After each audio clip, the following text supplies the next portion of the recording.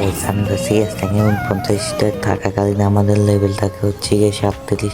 তারপর আমরা বিয়ারিংয়ে থাকি হচ্ছে ডায়মন্ড 5। এই সিজনে ডায়মন্ড 5 দেওয়া হয়। তারপর আমরা একটা ম্যাচ স্টার্ট করে দিয়ে 3 রাউন্ড জিতার পর 2 রাউন্ড তারা নিয়ে গেছে। এখন একটা এডাব্লিউ একটা টিক্স খাড়ি এখানের উপর উঠে গেলাম।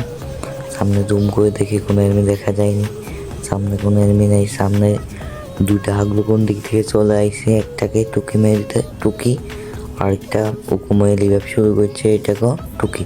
তারপর এদিকে যাই কম্পাউন্ড করে দিতে হবে, নাহলে আবার কতক্ষণ রিভাইভ দেয়। ক্লিয়ার হয়ে গেছে অলরেডি, সাইলেন্সারে এটা থাকে নাই।